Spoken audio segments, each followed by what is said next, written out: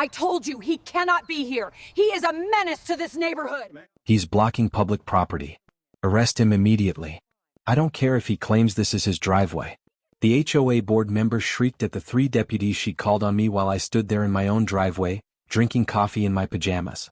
Cordelia stood there smirking, absolutely confident she'd won this power play.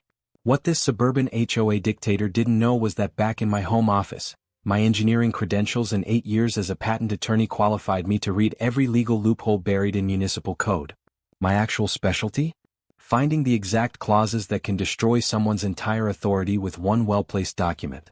If you're watching this from your own HOA nightmare, drop your location in the comments because this woman just made the biggest legal mistake of her life.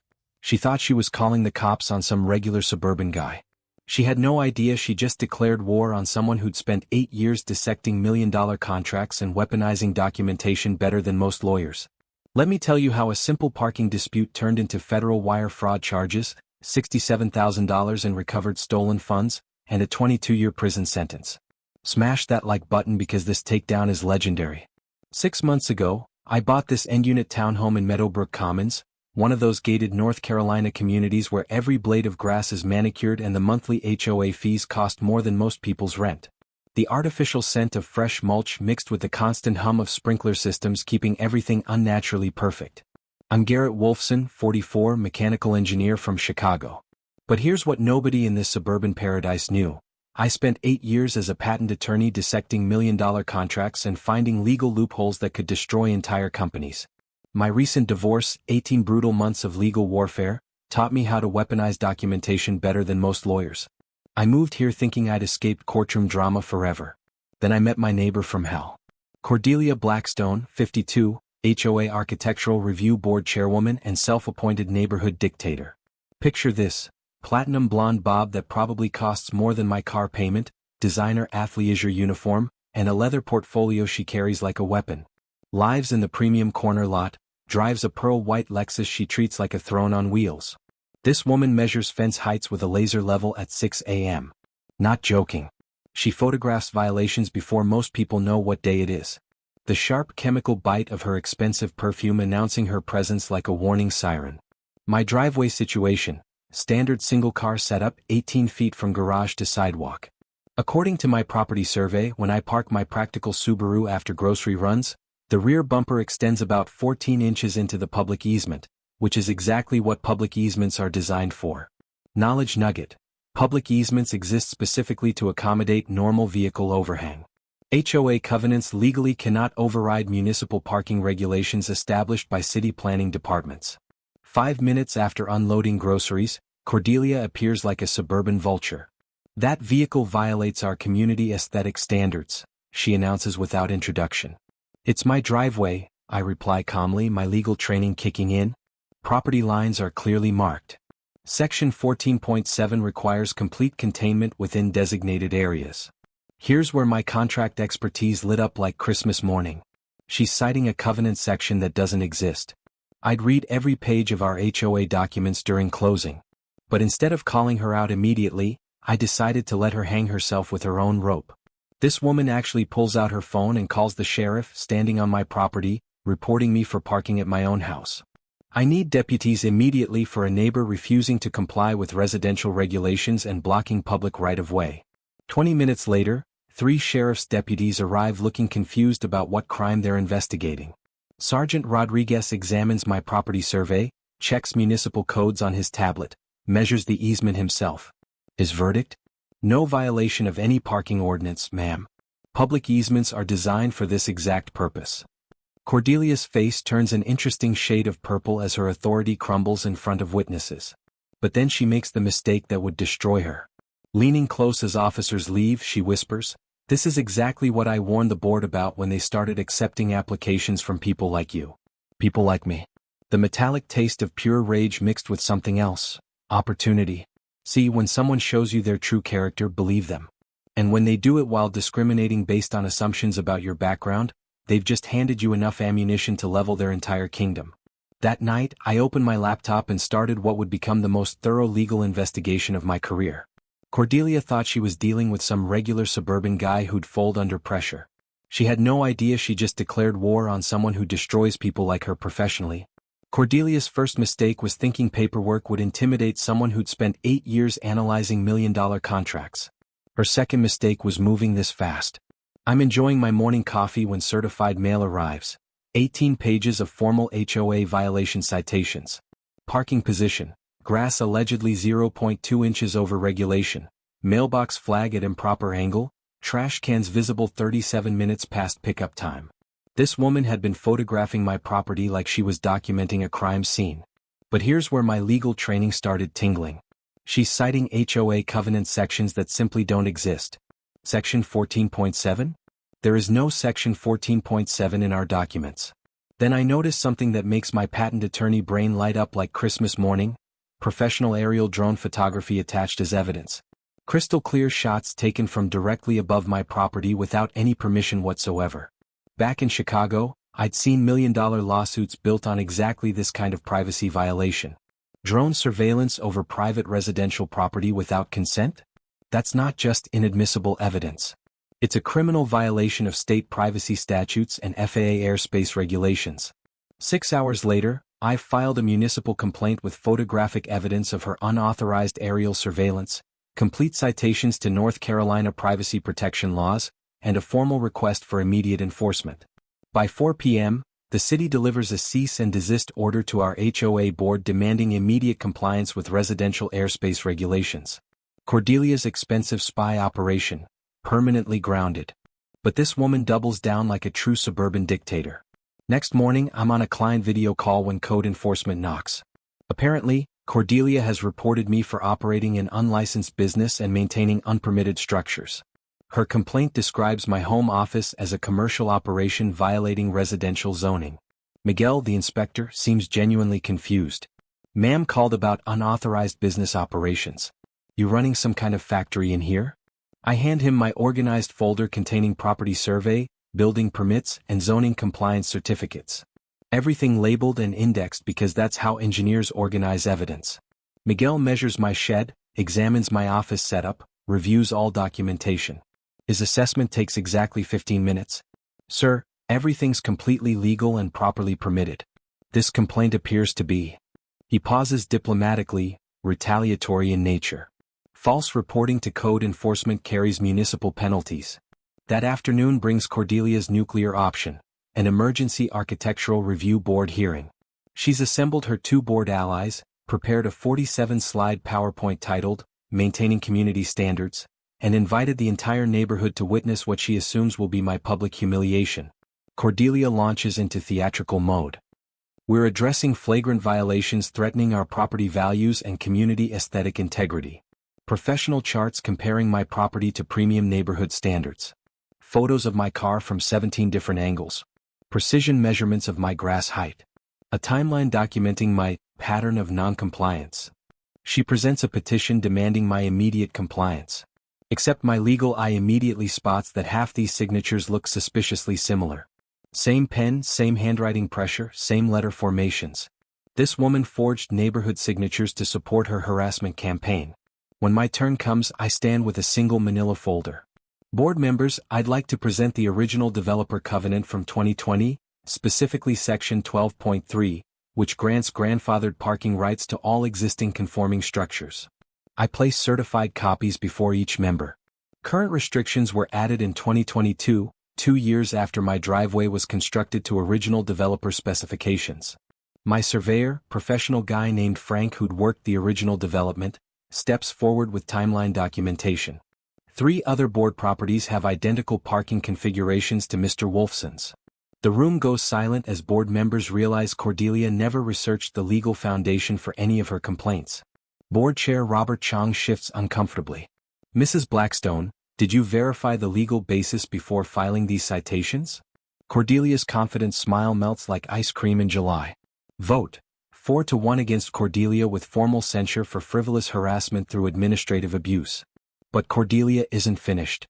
That evening, I watch through my window as she patrols the neighborhood with measuring tape and camera, visiting houses of everyone who'd supported me. She's escalating to psychological warfare. Perfect. Because while she's been playing neighborhood dictator, I've been thinking like a federal prosecutor building a RICO case. Cordelia's psychological warfare campaign began at exactly 6:30 a.m. with the sound of stiletto heels clicking across pavement every single morning. Clipboard, measuring tape, expensive camera. But her real masterpiece? The leaf blower symphony.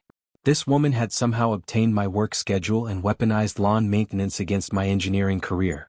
Client video call at 9 a.m.? She'd fire up that gas-powered torture device positioned directly outside my office window. Project review at 2 p.m.? More leaf blowing. Same leaves, same spots. Then came the citation avalanche, 31 violations in 8 days.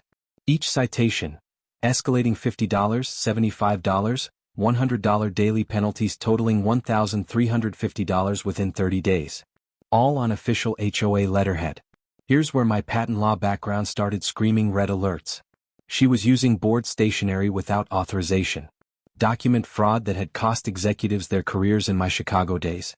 The property line war escalated when decorative rocks appeared overnight along our boundary. Not on the boundary, 8 inches onto my surveyed property. Time for direct confrontation. Cordelia, these rocks are trespassing on my property. Prove it. I've been here longer than some newcomer. The certified survey clearly shows. Maybe your fancy survey is wrong. She actually smirked while rewriting geography to suit her harassment fantasy. $925 later, Frank the surveyor documented her rocks 18 inches onto my property with legal precision. I politely requested removal. She refused. So I exercised property rights and moved her rocks to the correct side of the boundary line. Her response?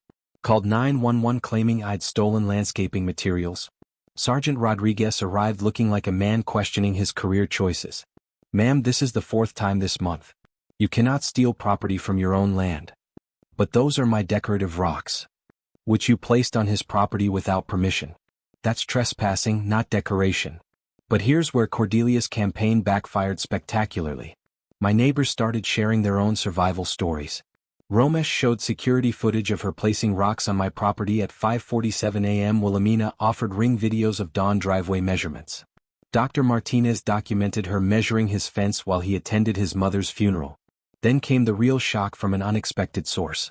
Estelle Morrison, the sweet 73-year-old widow 3 houses down, knocked on my door with disturbing information. Garrett, honey, there's something wrong with your neighbor's finances. My Billy works at the county courthouse records department. He processed several liens against her property this year, and there's been federal inquiries about HOA account discrepancies. Federal inquiries. Those words hit like lightning. My legal instincts kicked into overdrive. Cordelia's increasingly desperate harassment, the aggressive defense of HOA authority, it all pointed to someone protecting something valuable. That night, I opened my laptop and started the kind of investigation that had made my reputation in patent law. Public record searches, financial database queries, corporate registration lookups. What I discovered in 4 hours made my blood run cold. Our HOA wasn't just being mismanaged. It was being systematically looted by someone who thought harassment would keep neighbors too intimidated to ask financial questions. After Estelle mentioned federal inquiries, I did what patent attorneys do best. I followed the money. The county clerk's office charged me $15 for 3 years of HOA financial documents. Worth every penny for what I uncovered. 2023 landscape maintenance. $52,000 budgeted, $31,000 documented expenses. $21,000 just gone. No accounting trail, no board oversight, no competitive bidding. Every major contract signed off by Cordelia alone. But here's where my investigative training kicked in. Same contractor won every project. Blackstone Services LLC. I ran corporate database searches.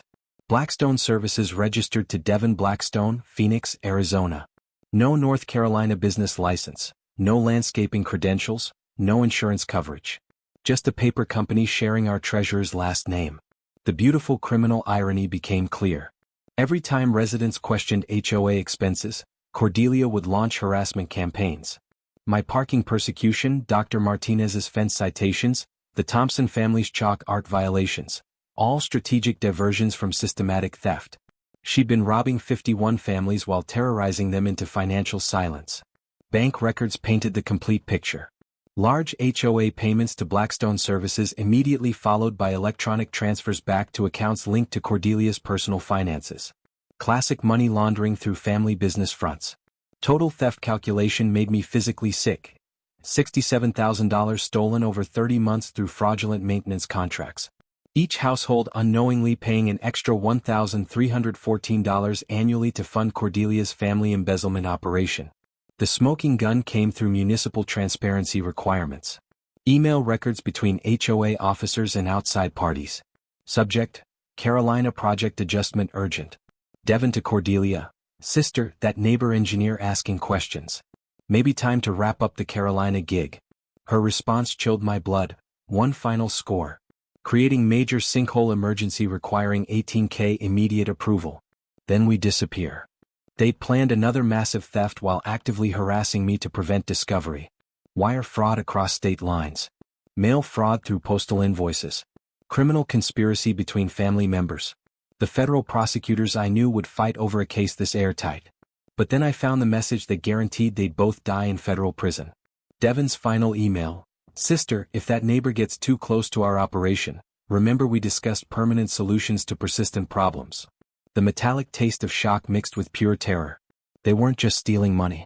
They were discussing eliminating witnesses who threatened their criminal enterprise. I forwarded everything to my former FBI colleague in Charlotte. Agent Sarah Haven's response came within 90 minutes. Garrett, this just became organized crime investigation. Coordinating with Charlotte RICO Task Force for immediate federal action. That threat puts you in witness protection territory. The legal avalanche was stunning. RICO charges for continuing criminal enterprise, conspiracy to commit violence, asset forfeiture to seize homes and cars for victim restitution. Federal sentencing guidelines showed minimum 15 years for this level of documented fraud. But timing was everything. Thursday's board meeting represented their planned final heist. $18,000 for fabricated sinkhole repairs before disappearing across state lines. Agent Haven coordinated arrest timing with local law enforcement. We position outside during board presentations. When they propose fraudulent emergency spending, federal agents execute simultaneous warrants. The beautiful irony overwhelmed me. Cordelia's 6-month harassment campaign had led directly to discovering federal crimes that would destroy both conspirators.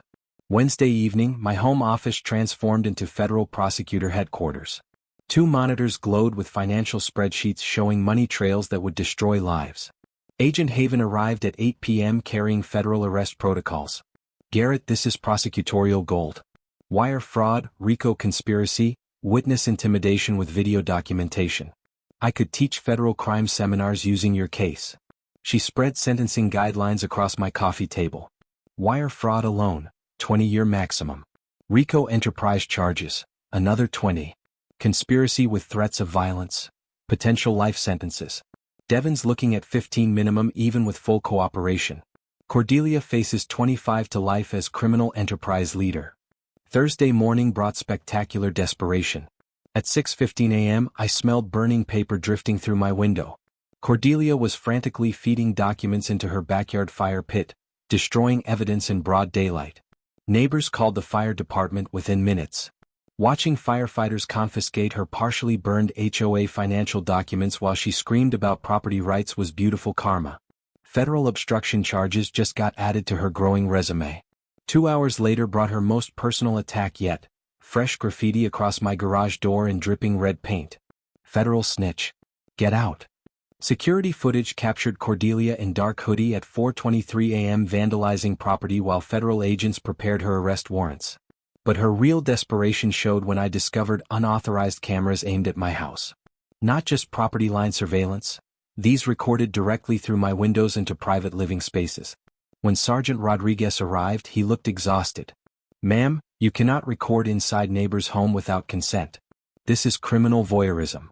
The mini twist came that afternoon when my security system detected actual breaking and entering.